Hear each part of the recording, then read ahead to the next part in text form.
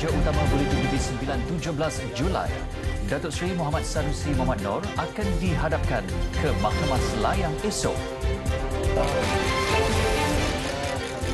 Juga bekas penyampai radio terkenal Ismail Hamzah bebas tuduhan edar dadah.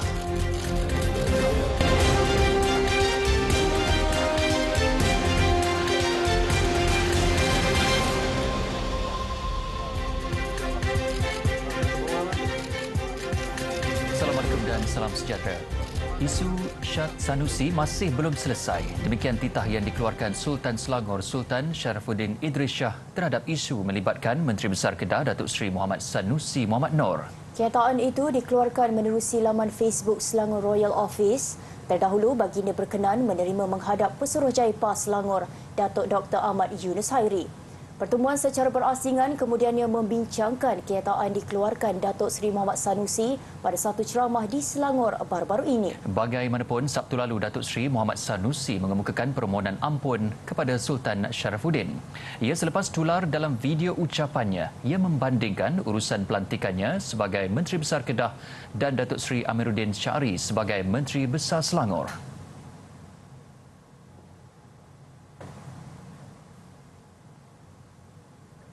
Menteri Besar Kedah Datuk Seri Muhammad Sanusi Mohamad Noor akan dihadapkan ke Mahkamah Selayang esok. Beliau yang juga pengarah pilihan raya Perikatan Nasional PN dipercayai akan didakwa berhubung kenyataannya mempertikaikan kewibawaan institusi Kesultanan Selangor dalam pemilihan Menteri Besar. Carian menerusi laman sesawang mahkamah mengesahkan pendakwaan akan dibuat di Mahkamah Session di hadapan Hakim Nur Rajiah Madzim jam 9 pagi. Dalam ucapannya yang tular, pemimpin PAS itu dikatakan menyentuh mengenai perkenan Sultan Selangor berkaitan pelantikan Menteri Besar Selangor. Susulan itu, pelbagai pihak membuat laporan polis, termasuk yang menyifatkan menghina institusi beraja di Selangor.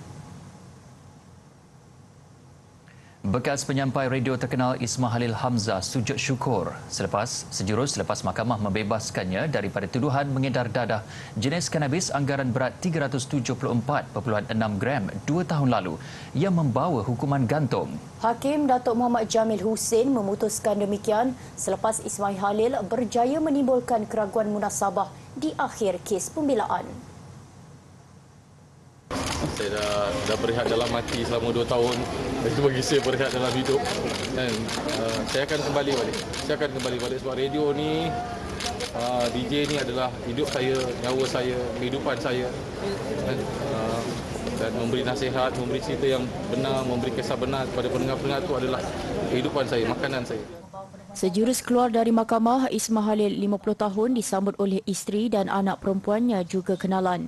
Hakim membebaskan Ismail Halil selepas pihak pendakwaan gagal membuktikan bekas penyampai radio itu mempunyai kawalan dan milikan terhadap dadah dalam sebuah beg yang berada dalam sebuah bilik di rumah sewanya. Pihak pendakwaan juga gagal membuktikan kesnya melampaui keraguan munasabah bahawa tertuduh mengedar dadah tersebut. 27 Ogos 2021. Ismail Halil didakwa mengedar dadah jenis kanabis seberat 374.6 gram di sebuah rumah di Jalan Semarak Wang Semaju di sini pada 5.35 petang, 27 Ogos 2021. Dia dituduh mengikut Seksyen 39B-1-A Akta Dadah Berbahaya 1952 dan boleh dihukum di bawah Seksyen 39B-B Akta sama yang memperuntukkan hukuman mati jika sabit kesalahan. Jadi di sini pada saya bersyukur kepada Allah SWT kerana pihak Ismail diberi peluang kedua. Ya, dan saya anggap ini bukan kemenangan, ini merupakan justice. Satu sindikat pengedaran dadah yang menggunakan bungkusan sabun pencuci pakaian menyembunyikan pelbagai jenis dadah terbongkar selepas tertangkapnya 3 lelaki lingkungan 32 hingga 61 tahun dalam serbuan berasingan. Serbuan di sekitar Lembah Kelang, sekitar Ceras, Ibu Negara dan Kelang Selangor Khamis lalu itu membawa penemuan dadah bernilai 14.4 juta ringgit. Kita percayai terlibat dengan aktiviti pengedaran dadah bagi pasaran tempatan. Hasil serbuan yang telah dijalankan, kita telah berjaya merampas dadah yang dianggarkan bernilai ringgit Malaysia 14.4 juta. Dalam serbuan itu, pihaknya turut menyita aset sindiket termasuk 4 buah kenderaan, barang kemas dan wang tunai bernilai kira-kira RM389,166. Suspek direman selama 7 hari bermula 14 Julai lalu sehingga 20 Julai depan. Kes disiasat di bawah Seksyen 39B Akta Dadah Berbahaya 1952. Malaysia tekad dengan pendirian mencari kebenaran dan menegakkan keadilan kes MH17 yang ditembak jatuh pada 17 Julai 2014. Dalam satu kenyataan, Kementerian Pengangkutan memaklumkan Majlis Pertubuhan Penerbangan Awam Antarabangsa telah memutuskan mendengar settlement of differences antara pihak berkaitan. Pendirian dinyatakan MOT sempena memperingati tragedi berkenaan yang masuk tahun ke-9. Keputusan kes jenayah berhubung kejadian menembak jatuh MH17 telah diputuskan oleh Mahkamah Daerah The Hague di Belanda pada 17 November 2022. Kesimpulan itu menandakan perkembangan penting dalam mendedahkan kebenaran dan menegakkan keadilan terhadap semua 298 mangsa dan waris mereka. Ia termasuk 43 rakyat Malaysia yang berada dalam penerbangan berkenaan. MOT turut mengulangi ucapan simpati dan takziah kepada keluarga dan waris mangsa tragedi itu. Tahun lalu, Mahkamah Daerah The Hague menjatuhkan hukuman penjara seumur hidup terhadap 2 warga Rusia dan seorang warga Ukraine selepas didapati bersalah menembak jatuh MH17. Pesawat Boeing 77 itu dalam perjalanan dari Amsterdam ke Kuala Lumpur pada 17 Julai 2014 apabila ia ditembak jatuh di bahagian timur Ukraine, mengorbankan semua 298 penumpang dan anak kapal. Ketua Polis Selangor, Datuk Hussein Omar Han mengesahkan pihaknya menerima laporan dakwaan seorang aktivis pelarian Myanmar dan keluarganya diculik pada 4 Julai lalu. Tambahnya, setakat ini kes siasatan dibuka mengikut kertas enkuari polis KEP Orang Hilang. Menurutnya, siasatan menerusi dakwaan dikeluarkan kumpulan hak asasi Human Rights Watch (HRW) di laman Facebook. Menurut HRW, aktivis pelarian Myanmar dan keluarganya diculik beberapa lelaki tidak dikenali di kediaman mereka di Ampang Jaya. Aktivis dikenali sebagai Suzar Mong dan suami Sau Tan Tin Win serta 3 anak mereka. Laporan kemudiannya dibuat selepas melihat kejadian dirakam kamera litar tertutup CCTV dan berdasarkan keterangan saksi. Suzar juga dipercayai salah seorang penyokong lantang bagi gerakan pro-demokrasi di Myanmar. Pada hari kejadian, HRW mendakwa sebuah kereta dilihat memasuki komuniti berpagar pasangan itu jam 4.30 petang 4 Julai lalu dan memberitahu pengawal keselamatan mereka kononnya polis. Bimbang dengan keselamatan keluarga terbabit, HRW meminta kerajaan Malaysia dapat membantu mencari segera keluarga berkenaan. Pada 2015, Suzar melarikan diri dari Myanmar sebelum beliau dan keluarganya diiktiraf Suruhanjaya Tinggi Pertubuhan Bangsa-Bangsa Bersatu bagi Pelarian UNHCR sebagai pelarian di negara ini. Seorang lelaki yang dikenali sebagai Syekh Biman Sheikh Ahmad dikendaki bagi siasatan kes sindiket penyeludupan dan pelupusan sisik tenggiling antarabangsa. Dalam satu kenyataan, Suruhanjaya Pencegahan Rasuah Malaysia SPRM berkata, individu berusia 53 tahun itu juga beralamat kali terakhir di Pelabuhan Klang, Selangor. Alamat penuh individu diburu terletak di nombor 53, Jalan Samagagah 15, Taman Teluk Gedong Indah, Pelabuhan Klang, Selangor. SPRM juga sedang berusaha mendapatkan maklumat tambahan berkaitan sindiket tenggiling menerusi Op Jaguar. Berdasarkan siasatan terperinci, SPRM percaya dalang sindiket berkenaan menyogok pihak penguatkuasa selain terbabit aktiviti pengubahan wang haram. Mengulas perkembangan Op Jaguar, SPRM telah merakam keterangan individu berkaitan selain menggeledah kediaman serta premis-premis disyaki. Turut ditahan seorang individu bagi membantu siasatan dengan jumlah tangkapan seramai 8 orang.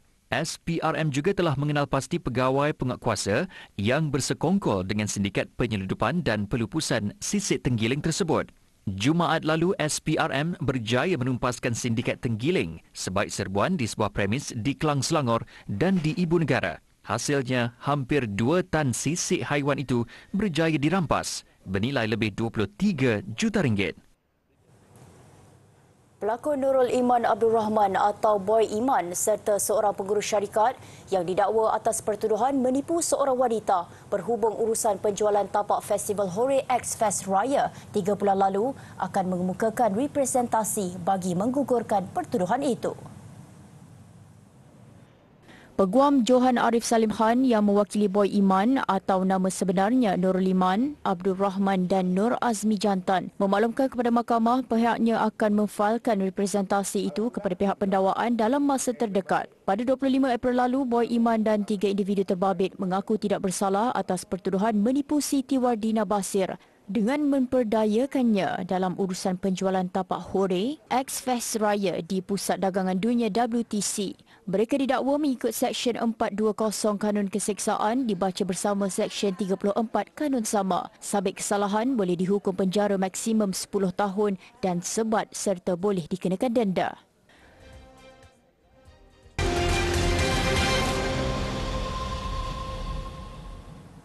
Bertemu kembali. Polis akan melakukan siasatan kejadian video tular melibatkan pergaduhan antara penduduk di sebuah pangsa puri di Tampoi Jumaat lalu. Menurut Ketua Polis Daerah Johor Bahru Utara, SCP Balwa Singh, semakan mendapati kes mempunyai kaitan dengan 2 laporan diterima daripada individu terlibat 3 hari lalu. Menerusi satu kenyataan, beliau memberitahu pihaknya telah menerima keterangan daripada semua yang terlibat termasuk saksi yang juga penduduk Pangsapuri, manakala punca pergaduhan masih dalam siasatan. Siasatan kes mengikut Seksyen 324 Kanun Keseksaan, Seksyen 160 dan Seksyen 427 Kanun Keseksaan. Orang awam juga diminta menyalurkan maklumat berkaitan kes berkenaan dengan menghubungi pegawai penyiasat tertera. Pada kejadian Jumaat lepas, sebuah video berdurasi 2 minit 17 saat tular selepas dimuat naik seorang pemilik akaun media sosial. Video memaparkan kejadian pergaduhan melibatkan beberapa penduduk di Pangsapuri berkenaan. Sumbangan asas Rahmah Sara bernilai RM600 dalam bentuk barangan asas dan bukannya wang tunai dilihat baik bagi memastikan bantuan itu dibelanja untuk keperluan bukan kehendak. Sistem agihan RM100 setiap bulan bermula hari ini hingga Disember juga membolehkan penerima menggunakan peruntukan itu secara berhemah. 10 kategori barangan disenaraikan untuk Sara, antaranya beras, telur, minyak masak dan tepung. Diletakkan label My Kasih pada rak barangan yang diluluskan di pasaraya atau kedai runcit terpilih seluruh negara. Kawalan ini untuk memastikan peruntukan hampir RM130 juta kepada lebih 210,000 penerima kategori miskin tegar mencapai sasaran. Jika kita lihat sistem lama, penerima akan menerima duit tunai dan ada yang membawa satu keluarga belanja habis duit di restoran makanan segera. Sistem ini sedikit sebanyak akan memastikan duit itu belanja dengan makanan asas yang menjadi pilihan sihat. Penerima di Selangor, Negeri Sembilan, Pulau Pinang, Kedah, Terengganu, Kelantan, Kuala Lumpur dan Putrajaya menerima bantuan hari ini. Manakala Perlis, Perak, Pahang, Melaka dan Johor diagihkan bermula 31 Julai. Berbeza di Sabah dan Sarawak, bayaran RM600 diberikan sekaligus melalui pengkreditan ke akaun bank atau secara tunai mulai 7 Ogos. Berasa bersyukur sekali kat pihak kita. Thank you sangat sebab pandang dekat golongan seperti kita orang ni, B40, berhati pada golongan macam kami ni sebab bantuan tersebut dapatlah meringankan beban. Kalau logiknya kenaikan untuk barang ni kita perlu dikaji semulalah nilai bantuan dengan tempoh bertahan barang-barang yang dibeli. Kerajaan memberi jaminan akan menubuhkan Suruhanjaya Ekonomi Gig Malaysia SEGIM dengan segera. Ujar Timbalan Perdana Menteri Datuk Seri Dr. Ahmad Zaid Hamidi, langkah bertujuan menambah baik perlindungan sosial serta kebajikan penggiat industri itu. Beliau juga telah meminta Kementerian Sumber Manusia mengemukakan satu memorandum kepada Kabinet.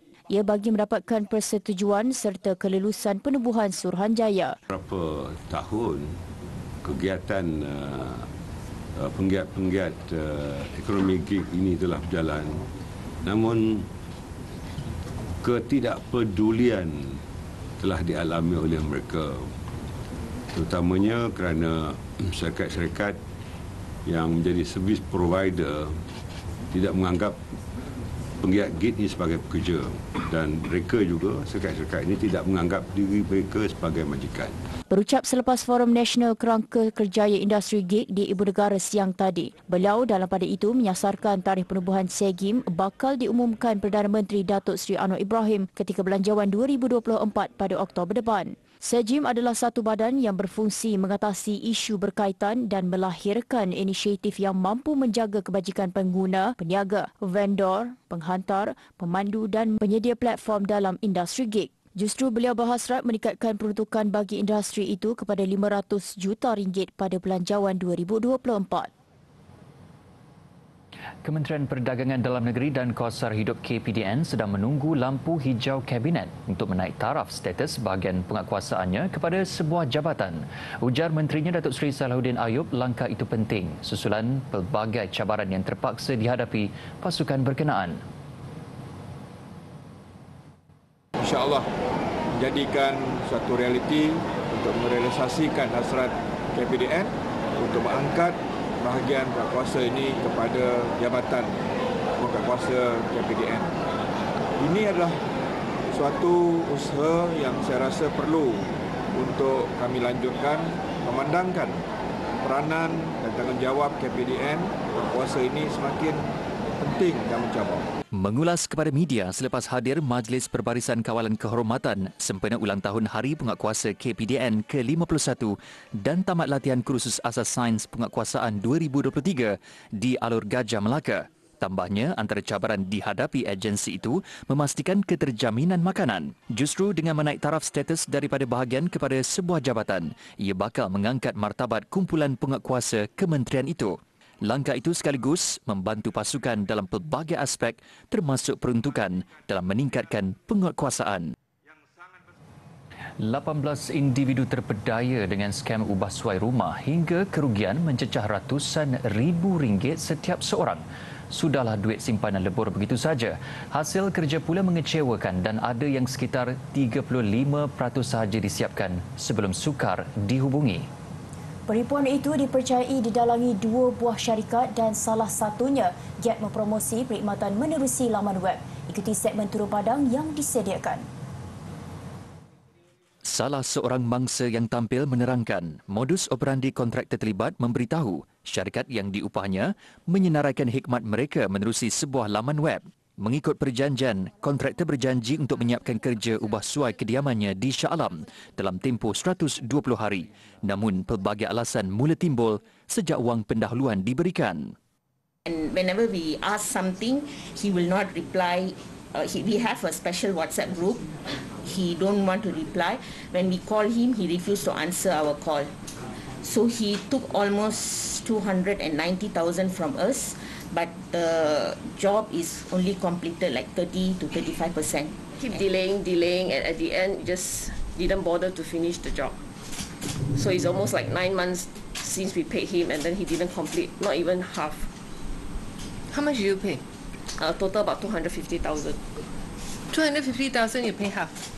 No, I paid almost 250,000. The quotation was about 300,000 plus. They steal our pictures, they steal my members' pictures and claim it to be their work. You know, there are also cases where they go to Pinterest, they get all these pictures and then they put it into the website to show that they've done all this fantastic work which is actually not theirs. Sementara itu, hadir sama dalam sidang media Timbalan Presiden Institut Perekedalaman Malaysia MIID Nur Syafina Ibrahim. Beliau mengingatkan mana-mana individu untuk menyemak latar belakang kontraktor sebelum mengupah mereka. That people must hire registered professional interior designers. This would protect consumers and public at large, ensuring that they are receiving quality design services. And if there's a shortfall in the services rendered, they have legal recourse in protecting their rights. Mengetuai sidang media mewakili individu teranaya itu di Ibu Negara, Ahli Parlimen Seputih Teresa Kok. Beliau menggesa Kementerian Komunikasi dan Digital KKD memberi perhatian terhadap isu tersebut kerana promosi di alam maya itu perlu dihalang daripada terus berleluasa.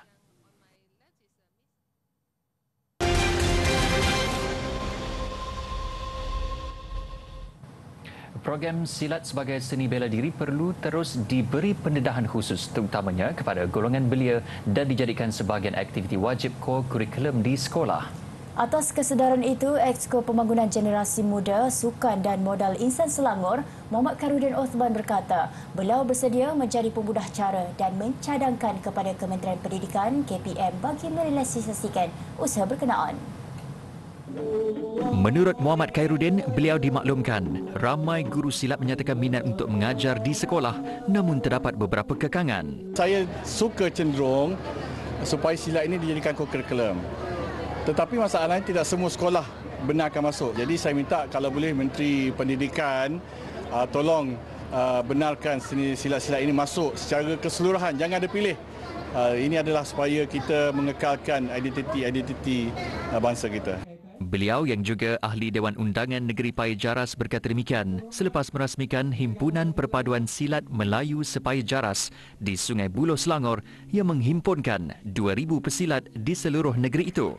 Matlamat kita adalah mengumpulkan semua perguruan yang ada termasuk seni silat cekak, silat lincah, silat gayung dan silat abjad. Tidak lain dan tidak bukan adalah kerana untuk menunjukkan perpaduan di kalangan mahaguru ataupun guru-guru silat sebagai tanda solidariti kita dalam negeri Selangor hari ini. Apa yang YB nak buat untuk next adalah sangat-sangat bagus sebabnya itu dapat menyatukan ukhuwah antara semua pesilat-pesilat di kawasan Payaras dan sekitar negeri Selangor. Dan saya harapkan YB Khairuddin dapat melaksanakan program yang lebih besar dalam masa yang terdekat supaya kami di Payaras dapat mengenali pelbagai persilatan di Payaras. Pada majlis itu, sumbangan sebanyak RM6,000 diberikan sebagai tanda penghargaan atas jasa dan pengorbanan diberikan, terutamanya dalam usaha meneruskan kesinambungan warisan negara itu. Walaupun hanya RM1,000 wang terbang dipulangkan semula, keluarga mangsa keciciran wang yang terjatuh dari kereta tetap menzahirkan rasa syukur. Menurut kakak mangsa Wan Mastura Wan Leh, wang dipulangkan seorang wanita kepada salah seorang ahli keluarga mereka dan dipercayai mahu diserahkan lebih awal namun tiada orang di rumah. Menurutnya lagi, pihak keluarga juga tidak sempat memberikan sagu hati terhadap usaha serta kejujuran wanita terbabit. Justru dia berharap lebih ramai yang tampil memulangkan semula duit berkenaan tanpa mengira jumlahnya. Pemulangan sekurang-kurangnya dapat menampung sedikit kerugian dialami adiknya iaitu Wan Ibrahim yang masih bersedih. Mengulas situasi, Wan Ibrahim Mastura berkata adiknya semakin baik dan mula keluar bekerja menggunting rambut sejak Sabtu lalu. Pada 12 Julai lalu, Wan Ibrahim terlupa wang tunai lebih RM60,000 diletakkan di atas but kereta. Akibatnya wang itu terbang dan berterabur ketika melalui jalan dekat Kampung Lak Lok di Jalan Kota Baru, Kuala Terengganu. Tiada siapa menduga bermula dengan satu perancangan untuk berbasikal secara solo ke London, England berubah menjadi sebuah kembara bersama isteri tersayang yang tidak dapat dilupakan. Lambaian Kaabah menguatkan tekad pasangan dari Sabak Berenam Selangor ini untuk berbasikal sejauh 14,000 km demi menjejakkan kaki ke bumi penuh keberkatan itu. Ikuti bingkisannya dalam segmen Potret Inspirasi. Kembara mencari hikmah, itu yang boleh disimpulkan mengenai perjalanan sepasang suami isteri yang mengambil keputusan untuk berbasikal menuju ke Tanah Haram. Kongsi Ahmad Isa, 35 tahun, selepas mendirikan rumah tangga dengan isteri tercinta, Nur Adilah Muhammad Sapi, perancangannya berubah selepas diusik isterinya itu. Dan pada waktu tu saya pun tanyalah Ustazah, adakah selepas berkahwin dia nak ikut kayuh sampai ke London, dan masa tu dia kata dia nak ikut. Dan selepas berkahwin, dipendekkan cerita, bila kami berkahwin dan Ustazah, saya dijodohkan dengan Ustazah dan Ustazah cakap, why not kita pergi ke Mekah dan Madinah dulu. Menurut Nur Adilah yang lebih mesra disapa Ustazah, impiannya untuk ke Tanah Suci Mekah terbit selepas melihat ibu dan ayahnya pulang dari ibadah haji. 2014 saya mendirikan rumah tangga dengan Encik Ahmad Isa. Jadi dia ada cita-cita untuk mengembara berbasikal daripada Malaysia ke London. Jadi masa tu saya ambil peluang untuk propose saya punya cita-cita pergi ke Tanah Suci dulu sebelum sampai ke London. berbasikal tak asing untuk saya dan saya ambil peluang ni juga untuk melihat negara luar. Misi kayuhan itu bermula dari Kuala Lumpur dilakukan pada tahun 2016 meretasi 14 negara sebelum tiba di Arab Saudi pada tahun berikutnya untuk menunaikan umrah. Sepanjang perjalanan itu, pelbagai pengalaman dirasai termasuk berdepan situasi mendebarkan. Banyak pengalaman yang tak boleh dilupakan lah. Contoh macam hampir diculik dekat Afghanistan. Ustazah masuk ICU selama 3 hari dekat Pakistan. Okay, saya pula kemalangan dan dijahit kat mata sebanyak 6 jahitan. So itu ada beberapa perkara yang tak boleh dilupakan, tapi dia ada hikmah yang sangat besar. Okay. Dalam setiap perkara yang kita impikan pasti ada kos yang perlu kita bayar. Kini Ahmad sedang mempersiapkan diri untuk melakukan kayuhan kali kedua bersama 3 lagi rakannya untuk menunaikan ibadah haji pula. Saya merancang bersama dengan beberapa orang sahabat, dalam 4 orang lelaki, untuk berbasikal daripada Malaysia sampai ke Mekah pada bulan 11 ni, insya-Allah, dan dijangkakan akan sampai pada haji tahun depan.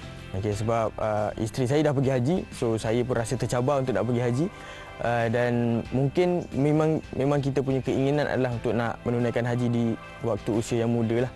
Pelbagai usaha sedang dilakukan bagi mengumpulkan dana secukupnya, termasuklah menjual novel yang menceritakan pengalaman pertamanya bersama isteri ke Arab Saudi yang kini terjual lebih 35,000 naskah.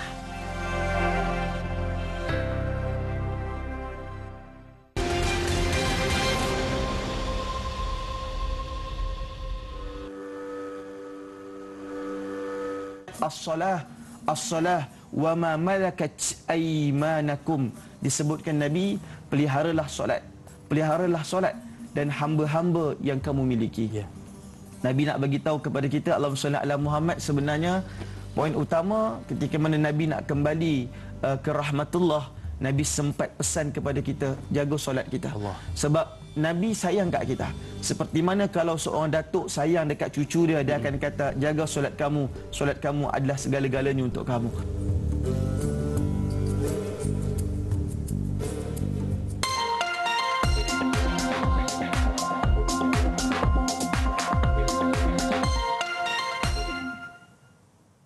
Kita terus ke perkembangan cuaca esok. Rata-rata negeri di semenanjung tanah air dijangka cerah pada waktu pagi. Bagaimanapun, ribut petir diramal di kebanyakan negeri pada sebelah petang hingga malam. Kita mulakan dengan ramalan cuaca di pantai timur Kelantan. Cuaca bermula cerah pada sebelah pagi, disusuli ribut petir di 1-2 tempat pada sebelah petang hingga malam. Di utara tanah air Kedah, hujan diramal di 1-2 tempat pada sebelah pagi, ribut petir pula dijangka menyusul di 1-2 tempat pada sebelah petang dan tiada hujan pada malamnya. Kita ke negeri di Ibu Negara. Cuaca dijangka cerah dan tiada hujan pada waktu pagi hingga malam. Begitu juga cuaca di wilayah Persekutuan Putrajaya. Di Negeri Sembilan pula, ribut petir menyambar di 1-2 tempat di kawasan pantai pada sebelah pagi. Bagaimanapun, cuaca kembali cerah pada sebelah petang dan tiada hujan pada waktu malam. Kita terbang pula ke Bumi Kenyalang. Cuaca diramal cerah pada waktu pagi hingga petang, disusuli hujan pada sebelah malam melibatkan 1-2 tempat di kawasan pedalaman. Akhir sekali, negeri di bawah Bayu, hujan bakal membasahi 1-2 tempat pada sebelah pagi. Ribut petir menyusul di 1-2 tempat di kawasan pedalaman pada sebelah petang dan berterusan di 1-2 tempat pada malamnya. Jadi pastikan anda sentiasa peka dengan perubahan cuaca. Ingat pesan orang lama, sediakan payung sebelum hujan. Sampai di sini perkembangan cuaca. Kekal setia bersama kami menarik dalam segmen sukan sebentar lagi. Beralih ke bola sepak Liga Super, Terengganu FC sekali lagi keciciran mata apabila aksi ke-17 terikat seri tanpa jaringan menentang PDRM semalam. Beraksi di Stadium Majlis Bandaraya Petaling Jaya, TFC kendalian Tomislav Steinbratner gagal mengutip 3 mata penuh ketika turun menentang PDRM pada aksi ke-17 Liga Super. Peluang terbaik TFC hadir pada minit ke-18, namun tandukan penyerang import kelahiran Thailand, Adisat Kraison, tidak menepati sasaran. Bersambung babak kedua, TFC sekali lagi berpeluang merobek gawang PDRM, namun percubaan Sony Nordi berjaya dipatahkan ketua pasukan James Okwasa minit ke-60. Sekalipun turun selaku pasukan pilihan, PDRM bimbingan Edgar Phil Edwin jelas tidak memberi laluan mudah buat TFC. Tuan rumah itu juga beberapa kali melancarkan serangan berbahaya ke kubu pelawat, namun percubaan demi percubaan yang direncana turut gagal diterjemahkan dalam bentuk jaringan. Kekal 0-0 sehingga tamat masa permainan, kedua-dua pasukan akur berkongsi satu mata. Keputusan itu juga menyaksikan TFC kekal di tangga ke-6 dengan 25 mata, manakala PDRM menghuni tangga ke-8 dengan 23 mata. Di dalam air. Lapor agensi berita Yonhap, 4 lagi mayat ditemukan semalam menjadikan jumlah kematian kepada 13. Di seluruh negara, 39 orang termasuk 19 di wilayah Tenggara Gyeongsang Utara dilaporkan terbunuh setakat jam 6 pagi tadi, waktu tempatan selepas hujan lebat melanda negara itu sejak minggu lalu. Menurut Ibu Pejabat Pusat Keselamatan dan Pencegahan Bencana, 9 orang dilaporkan masih hilang, termasuk 8 di wilayah Gyeongsang Utara, manakala 34 orang dilaporkan cedera. Angka korban berkemungkinan meningkat memandangkan lebih 10 kenderaan dipercayai ditenggelami air dan anggota penyelamat masih meneruskan operasi mencari dan menyelamat. Setakat ini, 10,570 penduduk berada di pusat pemindahan apabila rumah mereka rosak akibat banjir. Manakala 28,607 isi rumah di seluruh negara terputus bekalan elektrik. Amaran hujan lebat dikeluarkan di wilayah Chungcheong, wilayah selatan, wilayah Jeolla dan Pulau Jeju. Letupan di sebuah kedai makan di wilayah Jiangsu, Timur China meranggut 1 nyawa manakala mencederakan seorang lagi mangsa. Letupan yang dipercayai berpunca daripada tangki gas memasak mencetuskan semula kebimbangan orang ramai tentang aspek keselamatan setelah beberapa siri kemalangan serupa berlaku pada bulan lalu. Penduduk pihak berkuasa bandar Yangcheng di daerah Jianhu berkata sebuah tangki gas di restoran barbecue itu meletup pada jam 6.02 pagi waktu tempatan. Pemilik restoran itu bagaimanapun telah ditahan polis dan siasatan lanjut sedang dijalankan. Rakaman visual di lokasi kejadian menunjukkan kesan kemusnahan yang agak besar di kawasan sekitar berhampiran Denfen restoran barbecue tersebut. Pada Jun lalu, letupan gas di sebuah kedai makan barbecue telah mengorbankan 31 orang di barat laut wilayah Ningxia. Susulan letupan paling dahsyat sejak beberapa tahun lalu, Presiden China Xi Jinping mengarahkan pihak berkuasa menangani risiko keselamatan itu di seluruh negara. Selepas itu, 2 letupan di restoran lain menyusul kurang dalam masa seminggu. Dan ini pula satu objek misteri ditemui di pantai Australia hari ini yang jelas membingungkan penduduk tempatan serta pihak berkuasa. Bagi mengetahuinya, saksikan laporan berikut. Objek berbentuk silinder gergasi itu dihanyutkan berhampiran Greenhead di Australia Barat. Penemuan objek berkenaan telah mencetuskan spekulasi dalam talian dengan beberapa teori berkait dengan kehilangan pesawat Malaysia Airlines MH370 yang hilang pada 2014. Pakar penerbangan Geoffrey Thomas berkata objek berkenaan sebenarnya bukan dari pesawat MH370 atau mana-mana pesawat Boeing 777. Sebaliknya, objek itu adalah sebahagian daripada roket yang dilancarkan pada tahun lepas. Media tempatan melaporkan siasatan bersama sedang dijalankan oleh pihak Polis Australia Barat, Angkatan Pertahanan Australia serta pihak berkuasa maritim bagi mengetahui kesahihan objek berkenaan. Paras air Sungai Yamuna di New Delhi, India mencecah paras tertinggi dalam tempoh 45 tahun pada minggu lalu berikutan hujan lebat luar biasa di negeri-negeri utara India. Delhi telah merekodkan hujan 91% melebihi paras biasa pada musim tengkujuh tahun ini yang bermula pada 1 Jun lalu. Menurut Jabatan Meteorologi India, taburan hujan pada Julai direkodkan 309 mm yang merupakan ketiga tertinggi dalam tempoh 12 tahun.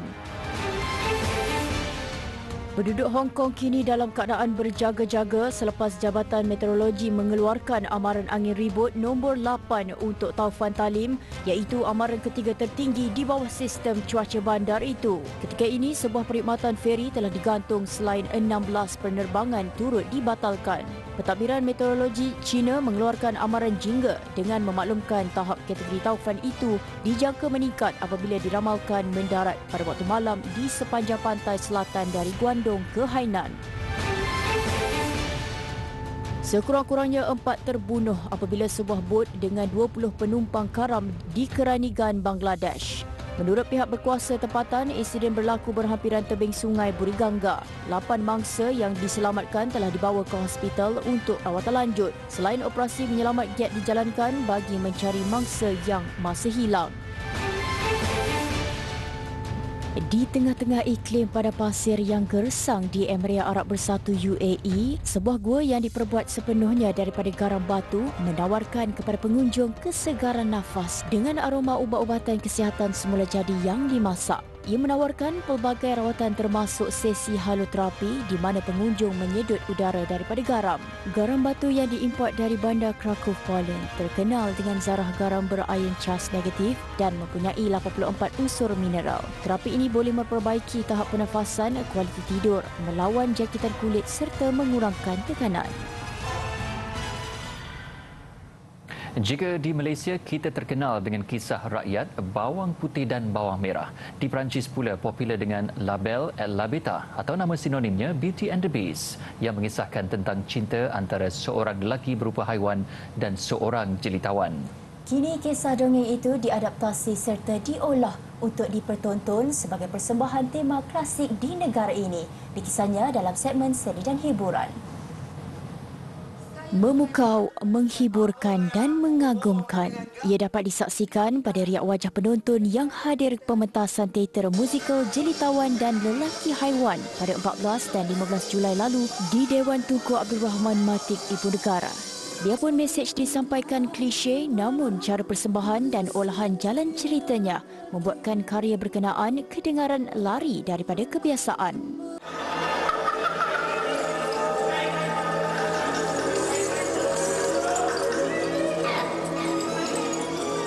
Tirai pentas yang dibuka dengan kehadiran si nenek kebayan daripada belakang panggung ternyata berjaya membuat penonton terpaku dengan elemen penuh kejutan itu. Watak hero, lelaki haiwan dan pasangannya, Mawar, juga berjaya memikat penonton kerana bijak menggunakan pentas di samping dialog yang ada kalanya mencuit hati. Skrip yang kita sedia maklum tiada dalam bahasa Melayu dan telah diolah semula oleh Kartasis, dan skrip tu kita nampak versi Malaysianya dan kita nak laksanakan apa yang ditulis oleh penulis skrip itu sendiri dan pengarah itu sendiri untuk versi Melayukan skrip tersebut. Itu cabaran dia dan kelainan yang ada. Sangat mencabar sebab saya asalnya bukan seorang pelakon ataupun dalam bidang inilah, dalam bidang lakonan. Saya adalah penari sahaja. So sangat mencabar untuk menghidupkan watak dengan saya sendiri yang tak ada basic apa-apa. Cuma banyak bantuan dari kawan-kawan yang ada. Alhamdulillah.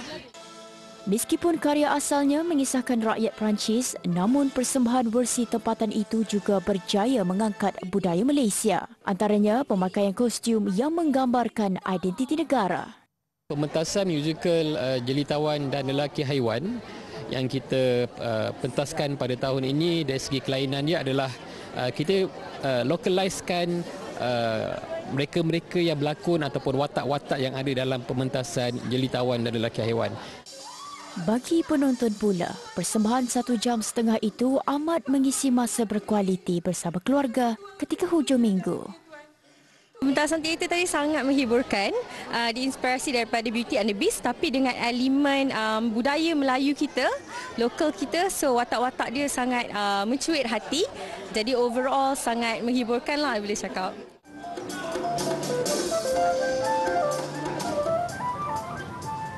Jangan lupa terus ikuti kami di Twitter, Facebook, TikTok dan YouTube Bulletin TV 9 bagi mengetahui perkembangan terkini. Terima kasih kerana terus menyokong kami dalam Buletin Waktu Perdana Terawal. Sebelum berpisah, saksikan visual bilik khas terapi garam buat pengunjung di Emirat Arab Bersatu UAE. Saya Naim Hashim. Dan saya Sarah Abdullah. Seperti biasa, bertemu lagi esok jam 7 malam. Assalamualaikum dan salam hormat.